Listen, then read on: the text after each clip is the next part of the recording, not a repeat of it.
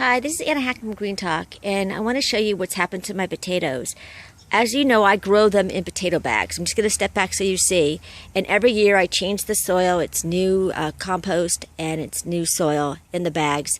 I don't ever use the old soil. But this year I actually planted my eggplants by my potatoes, which is probably the worst thing I could ever do, because eggplants are notorious for flea beetles and this slimy grayish brown beetle, which I think might be related to the Colorado potato beetle. I have no idea. It's just slimy and gross. That's the larva. So I want to show you what's happened to them. I've never covered them, and I've been growing potatoes for 7 years, and I've never had a problem, and I always plant them here. And this year I walked out and I said, oh my God, because there was all these red, slimy, gross things on them, their larvae, that were eating up the potatoes. And as you can see, these potato plants might be goners because most of the leaves are gone. This is what one of the bugs looks like. I'm going to hopefully zoom in so you can see him. I don't know if he's a larva of this beetle, but he's one of the ones that are eating the potato leaves, and he's going to end up in soapy water, so I'm going to pick him off. I walk around with a pail of soapy water and just take beetles and stuff off of my plants.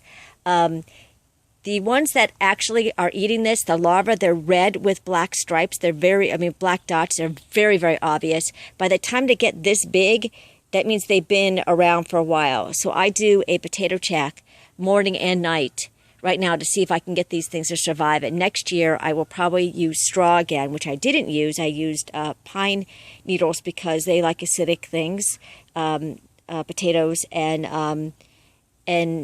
I'm going to use straw next year and also cover them and not plant them here, probably plant them someplace else.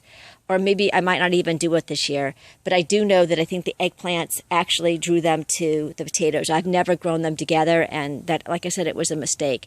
They may go after my tomatoes. I'm hoping not, because I'm checking every day. You look also underneath the leaves for a yellow eggs.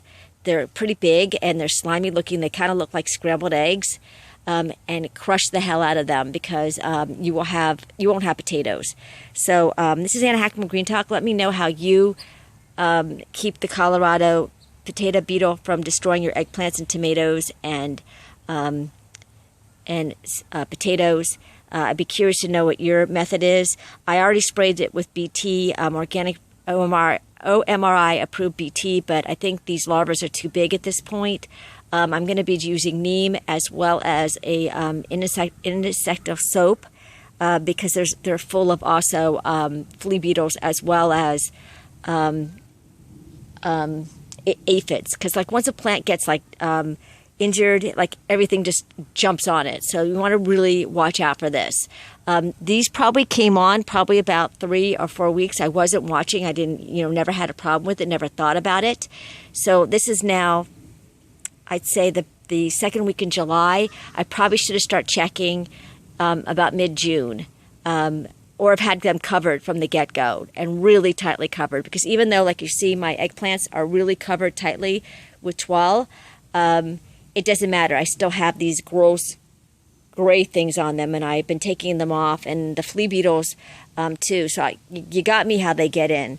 So this is Anna Hack from Green Talk. Again, comment below, like my video, and let's get a discussion going how we can keep the Colorado potato beetle off of our plants.